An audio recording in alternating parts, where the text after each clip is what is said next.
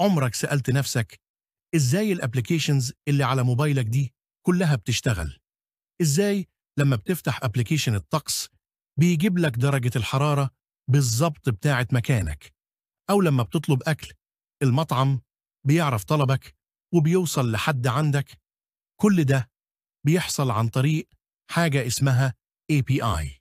الفكرة كلها بتبدأ لما بتعمل أي حاجة جوه الابليكيشن بتاعك، زي مثلا إنك تبحث عن مطعم معين.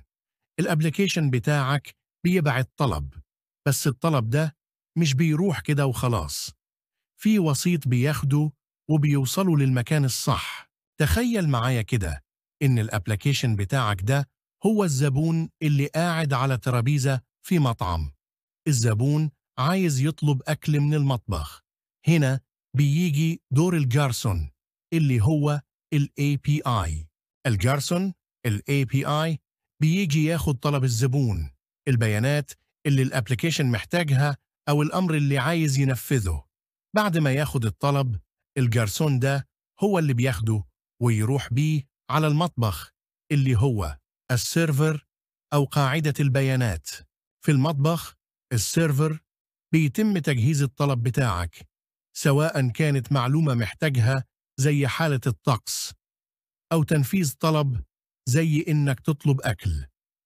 بعد ما الطلب يتجهز، المطبخ بيديه تاني للجارسون ال API، والجارسون ال API ياخد الحاجة المتجهزة دي ويرجع بيها للزبون تاني.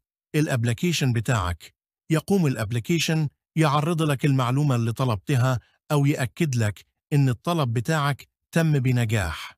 يبقى بكل بساطة ال API هو وسيلة الاتصال ما بين ابليكيشن معين وما بين سيرفر تاني أو خدمة تانية، هو اللي بيسمح لهم يتكلموا مع بعض ويفهموا لغة بعض عشان يتبادلوا المعلومات أو ينفذوا أوامر معينة.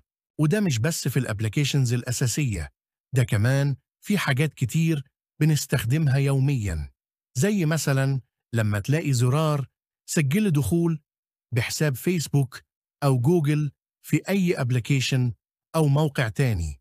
ده برضو بيتم عن طريق API.